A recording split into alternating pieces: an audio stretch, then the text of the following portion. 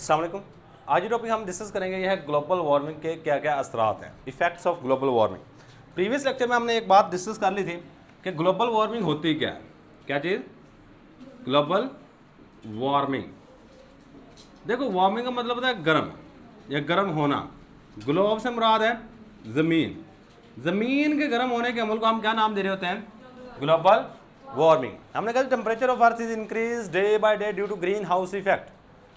This phenomena is known as global warming. इसको हम नाम देते हैं ग्लोबल वार्मिंग। मतलब अगर ज़मीन का टेम्परेचर दिन ब दिन बढ़ता जा रहा है तो इसके क्या क्या असरात होंगे। देखो, ये ज़मीन है। अब ज़मीन का टेम्परेचर अगर दिन ब दिन क्या होता जा रहा है, बढ़ता जा रहा है, तो इसके वजह से देखो एक MCQ आ चुका है ये पास पेपर में। जब टेम्परेचर बढ़ रहा है तो हर साल टेम्परेचर बढ़ने की कितनी मिकदार है? यह है 0.05 डिग्री सेंटीग्रेड। मतलब हर साल आपकी ज़मीन का टेम्परेचर 0.05 डिग्री सेंटीग्रेड बढ़ रहा है। पहली चीज़, पहला इफेक्ट। अब खुद सोचें, कभी आपने देखा होगा वो फ्रिज के अंदर से कोला बर्फ़ का निकाल के सर्दियों में बाहर फेंक देना। बाज़ दफ़ा इस तरह करते हैं कि ऊपर से कोला वगैरह निकाल के बाहर फेंक देते हैं। तो इसी तरह गर्मियों में निकाल के भी फेंक दें। गर्मियों में निकाल के फेंकते फूंकते तो नहीं है, अगर ख़राब हो जाए सपोज किया, उसको भी निकाल के फेंक दें। सर्दियों में 2-3 दिन तक पड़ा रहता है बाहर, बड़ा स्लोली वो मेल्ट हो रहा होता है। लेकिन गर्मियों में वो 3-4 घंटों के अंदर, मैं कहता हूँ 3-4 घंटे भी ज़्यादा कह दिए हैं, आधे घंटे के अंदर मेल्ट हो जाएगा। अब क्या है कि जब टेम्परेचर बढ़ता है तो जो बर्फ़ वगैरह है वो जल्दी पिघलना शुरू हो जाएगी। देखो आपकी जितनी बर्फ़, ये मैं बात इसलिए कर रहा हूँ क्योंकि आपके ग्लेशियर्स जो है ना, ग्लेशियर्स क्या है कि हमारी ज़मीन पे जो पहाड़ वगैरह पे बर्फ़ पड़ती है उसको हम नाम दे रहे होते हैं ग्लेशियर्स का। वो ऐसा ऐसा ज़्यादा पिघलने शुरू हो जाएंगे। और आपके दरियाओं में मैक्सिमम पानी ग्लेशियर से आ रहा है। तो जब ज़्यादा पिघलेंगे तो उसकी वजह से ज़्यादा पानी दरियाओं के अंदर आएगा। जब देखो दरिया जितना पानी समो सकता है, अगर उससे ज़्यादा पानी हो जाएगा तो उसके किनारों से ऐसा ऐसा बाहर की तरफ आना शुरू हो जाएगा, जो साथ आबादी इफेक्ट होगी उससे। और इसको हम नाम दे देते हैं फ्लड का, सैलाब। सैलाब आने की मेन रीज़न ही ग्लोबल वार्मिंग है। ग्लोबल वार्मिंग किस तरह है कि हमारे पास ऐसा ऐसा जो ग्लेशियर्स हैं वो पिघल रहे हैं, पिघलने के बाद दरियाओं में ज़्यादा पानी आता है और सैलाब की वजह बनते हैं। इसके बाद एक और चीज़ आपने याद रखनी है, आपका जो मौसमी तब्दीलियाँ हैं ना वो थोड़ी सी इंटेंस होती जा रही है। मौसम थोड़े से इंटेंस होते जा रहे हैं। किस तरह? कहते हैं जी गर्मियाँ ज़्यादा होती जा रही हैं और सर्दियाँ कम होती जा रही हैं। इस चीज़ का आपको पता है, सही है। हमारे यहाँ तकरीबन 2 या 3 महीने, 2 या 3 महीने, मैंने ज़्यादा 3 महीने भी ज़्यादा कहते हैं, बेसिकली 2 महीने सर्दी पड़ती है सही वाली। बाकी 1-2 महीना हमारे पास, 2 महीने सर्दी पड़ी, 2 महीने नॉर्मल होते हैं, बाकी कितने बच गए जी? 8 महीने गर्मी होती है। ये हमारे यहाँ सिस्टम है, सही है। तो अब ग्लोबल वार्मिंग की वजह से जो वेदर पैटर्न है ये मोर इंटेंस हो गया है। वेदर पैटर्न आपके सीजन्स, यानी कि मौसम गर्मा और ज़्यादा बड़ा होता जा रहा है, मौसम सरमा ऐसा ऐसा कम होता जा रहा है। भाई ये बात आप याद रखिएगा। अब इसकी वजह से एक और इफेक्ट है, आपने ये भी याद रखना है। समुद्रों के करीब करीब जो इलाके होते हैं ना, उसको हम नाम दे रहे होते हैं आइसलैंड का।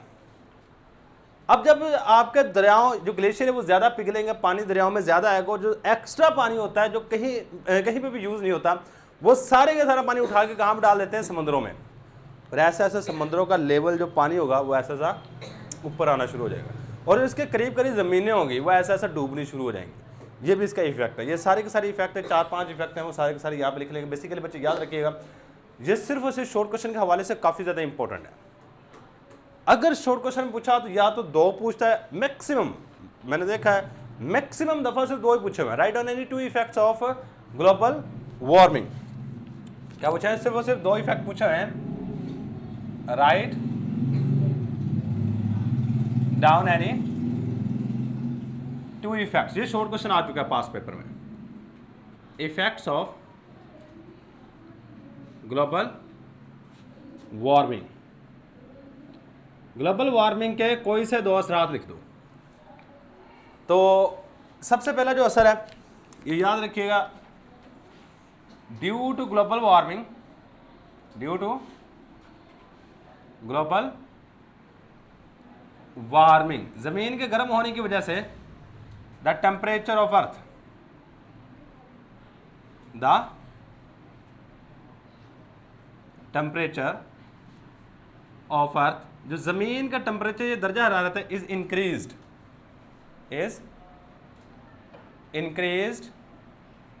Every year. Every year by कितने कितना हो रहा है 0.05 डिग्री सेंटीग्रेड। ये बात आपने लाजमी याद रखनी है, बाज़ दफ़ा एमसीक्यू में पूछी जाती है कि ज़मीन का टेम्परेचर हर साल कितना बढ़ रहा है, कितना बढ़ रहा है 0.05 डिग्री सेंटीग्रेड। ये पास पेपर में एमसीक्यू के तौर पे चीज़ आ चुकी है, मोस्ट इंपॉर्टेंट है। अब इसके बाद जो नेक्स्ट बात कही हमने कि जो वेदर पैटर्न है ये आपको मोर इंटेंस होता जा रहा है due to global warming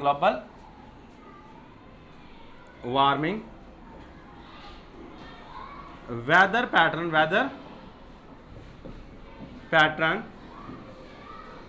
become more intense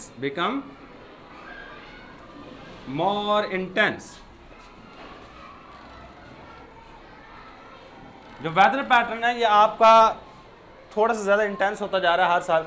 और इंटेंस होने से मुराद क्या है कि गर्मियाँ ज़्यादा होती जा रही है, सर्दियाँ कम होती जा रही हैं, सही है। तो बस ये बात आप याद रखिएगा। अब इसके बाद जो नेक्स्ट चीज़ें फ्लड वगैरह की रीज़न बनते हैं, सही है, due to global warming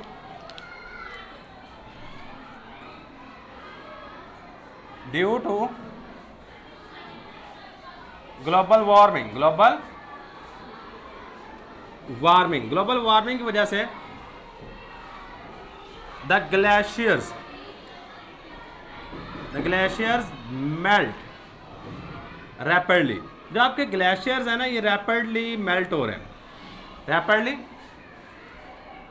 and increase, और ये बढ़ा देते, increase the level of water, ये पानी की सतह को बढ़ा देंगे इन रिवर्स।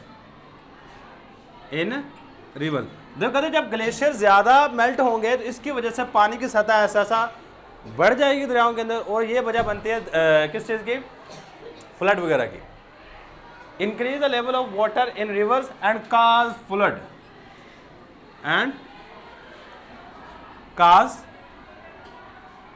फ्लड, और ये फ्लड वगैरह की वजह बन रहे होते हैं।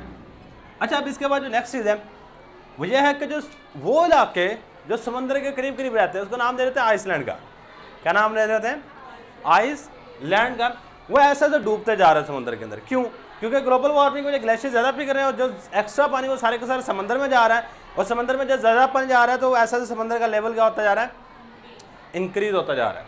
और यही बात हम यहाँ पे लिखेंगे, the sea level is increased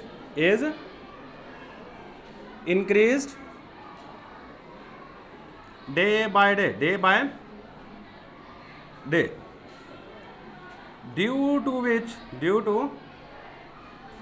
which the areas, वो एरिया या वो इलाके area lie near the sea, वो इलाके जो समंदर के करीब पाए जाते हैं, वो इलाके जो समंदर के करीब पाए जाते हैं, lie near the sea, submerged